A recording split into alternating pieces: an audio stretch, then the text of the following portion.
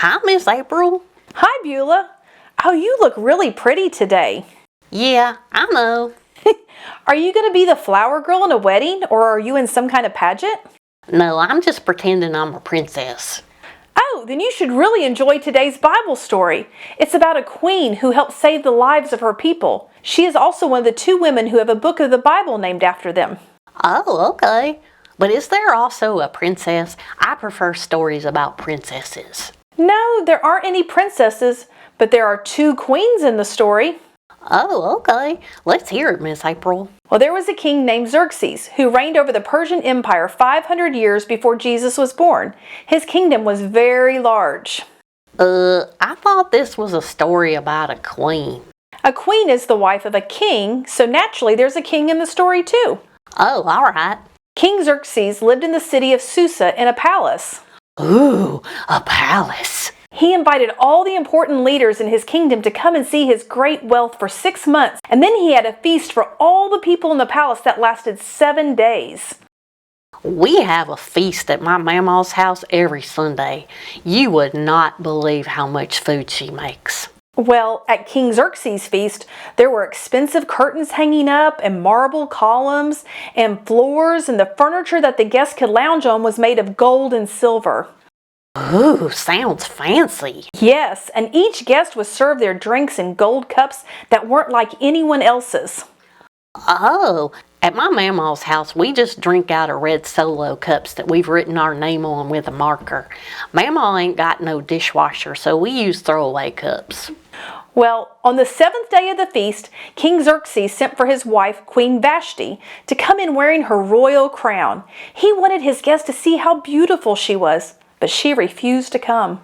What? Why wouldn't she want to let everybody admire how beautiful she was? Well, the Bible doesn't say the reason, but it may be because she didn't want to leave the banquet that she was hosting for the women of the palace.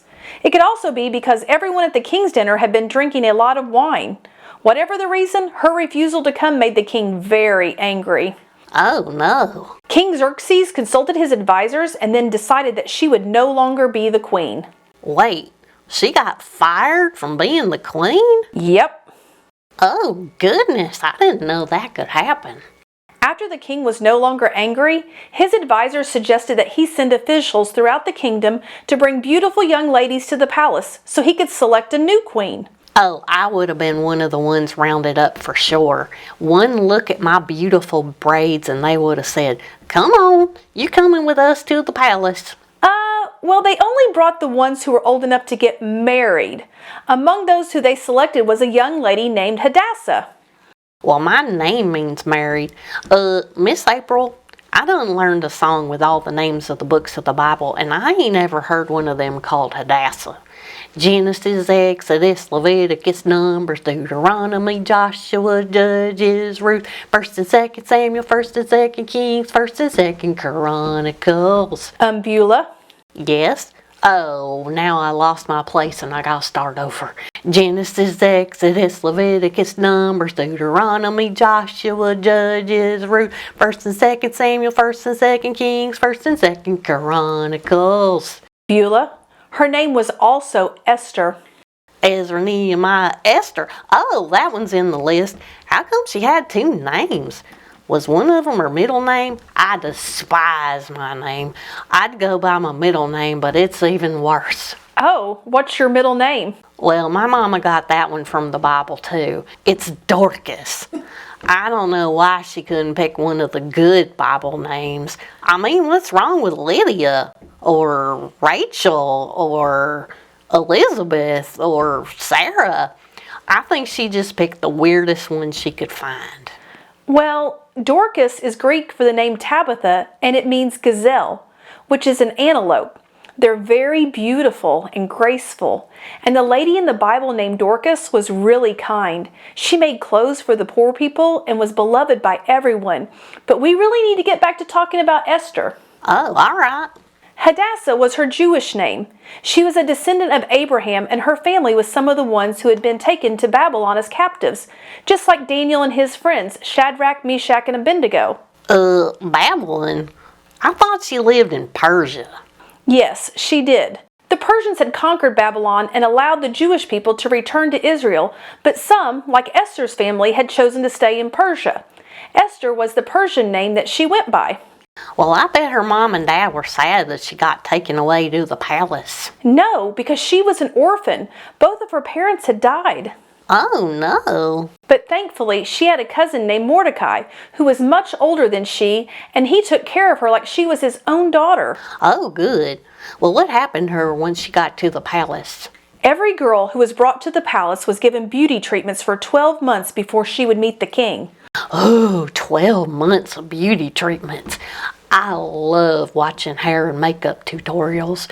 I'm going to get me a channel one day. You just wait, Miss April. Someday everybody will be able to see me on YouTube. Wow! Yeah, maybe someday that will happen. But of course there was no YouTube or tutorials back then, so Esther relied on Hegai. He was the person in charge of looking after the ladies in the palace, and he immediately liked Esther. He gave her the best rooms to stay in, and he helped her prepare to meet the king. Well, did the king like her? Yes, he loved her and made her the new queen. And they lived happily ever after. The end. Whew, that sure was a nice story, Miss April. Beulah, the story isn't over yet. It ain't. But the beautiful princess, girl, married the prince. The king. What's left besides living happily ever after? A lot. Starting with the plot to kill the king. What? Somebody tried to kill the king? Yes. Do you remember Esther's cousin who raised her? Yeah, Mordecai. Mordecai. Well, he learned that 2 of the palace doorkeepers were planning to hurt the king. He sent a message to Esther, who let the king know about it, so he was kept safe. Oh, good. Now they could live happily ever after. Not yet. Because there was a man named Haman that the king promoted, and everyone was supposed to bow down to him. The Jewish people were supposed to only bow down to God, so Mordecai refused to bow. This upset Haman, and he decided to not only have Mordecai killed, but also all of the Jewish people who lived throughout the Persian kingdom. He got the king to agree to his plan. But his own wife was Jewish. What was the king thinking? He didn't realize that Esther was Jewish. Remember that she had a Persian name? Also, Mordecai had told her not to tell anyone that her family was from Israel. Oh, still, why would the king agree to such an awful thing? Haman told him that the Jewish people had their own rules and didn't obey the king's rules, which wasn't true. The king gave Haman permission to handle it however he wanted, so Haman made a new law. In 11 months, all of the people throughout the kingdom were supposed to kill all of the Jewish people. Well, I reckon Esther got it all straightened out. She could just go talk to the king and tell him what's what. Well, there are 2 problems with that idea. First, in Persia, once a law was made, then it couldn't be undone. And secondly, Esther hadn't seen the king in a month. They lived in separate parts of the palace, and she was only allowed to see him if he asked for her. What? Couldn't she just go bake him up some cookies and pop in and surprise him? No. No one was allowed to enter the king's presence without permission. Remember the 2 doorkeeper guys who were planning to hurt the king? Yeah. Well, the king had to constantly be concerned about his safety. If anyone approached him uninvited, the guards had orders to kill that person. Oh, goodness. The only way they would be spared is if the king held out his scepter. Oh, we got one of them. You have a golden scepter? Yeah. Well, ours ain't gold, I don't think. Well, what does yours look like? I don't know. It's buried under the ground in our backyard. We ain't allowed to play over there near it. It has something to do with the potty. Oh, I think you might be talking about a septic tank, which is totally different from a scepter. Here, I have a picture of a scepter. Oh, it's got a bunch of jewels on it. Yes. If Esther went in uninvited to the king and he didn't hold out his scepter to her, then she would be killed. But if she didn't go talk to him about Haman's new law, then all of her people, including Mordecai, would be killed. So she asked Mordecai to fast for 3 days and 3 nights, while she and her servants did the same, and then she would go to the king. Now, what were they going to do real quick for 3 days and nights? That sounds like a long time to me, not fast at all. Oh, Oh, they were fasting. That's when you don't eat and instead spend that time earnestly praying for something. Who's Ernest Lee? Does he go to my school? Earnestly means to do something seriously in a very determined way. Oh, wait. She wasn't gonna eat for 3 days? Nope. Not even a little nibble on some cornbread? No. Jesus often fasted whenever there was something important coming up. He fasted for 40 days before he began his ministry. Good grief. Well, did the king hold out his fancy stick for her? Yes. Then he asked her what she wanted, and she invited him and Haman to come to a banquet so she could tell him. I guess after not eating for 3 days, she wanted to be sure and eat. I would have made some chitlins and some cornbread and some collard greens. Does the Bible say what she served? Nope, it only mentions that there was wine. Oh, I would have had buttermilk. Well, at the dinner, the king asked her what she wanted, and she invited him and Haman to another banquet the following day and promised to tell him then. Oh, this is getting good. The next day at the dinner, King Xerxes once again asked her what she wanted, and she told him that she wanted him to spare her life and the lives of her people because Haman was trying to kill them with his new law. When the king realized that Haman had tricked him, he was furious. He was so angry that he had to go outside to calm down. My mama had to go outside and calm down the other day. My little brother slung his applesauce all over the wall and light fixture with his rubber alligator's tail while she was on the phone. Oh, I bet just like Booger Ray, Haman was in trouble. Yes, especially after what happened next. When Xerxes came back inside, he found Haman close to Esther as he begged her to help him, and the king thought he was attacking the queen. This made him even angrier.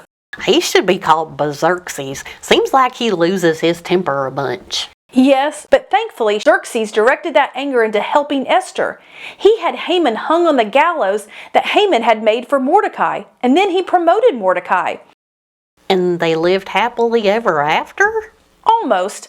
Haman's law was still in effect, and remember, it couldn't be changed. Oh, yeah. But the king let a new law be made that allowed all the Jewish people to defend themselves. The king's officials also helped them on the appointed day, so instead of the Jewish people being hurt, their enemies were destroyed. This victory is still celebrated today in Israel. It's called the Feast of Purim. Whew, that's good. Yes, good for everyone. Israel was part of the Persian Empire at that time. That means that if God hadn't protected the Jewish people by arranging for Esther to become queen, and by countering Haman's law, then Mary's ancestors could have been killed. Then Jesus could not have been born. Oh, well, what happened next? All the Jewish people celebrated with a feast, and that's the end of the story in the Bible. Oh, I'm pretty sure they lived happily ever after. Well, I reckon I'm gonna go rustle me up one of them scepters. Maybe I can paint a stick yellow and glue some of my mama's earrings on it. Oh, I think you should get permission for that last part. Oh, okay. Bye, Miss April. Bye, Princess Beulah. Oh, that sounds nice. Bye now.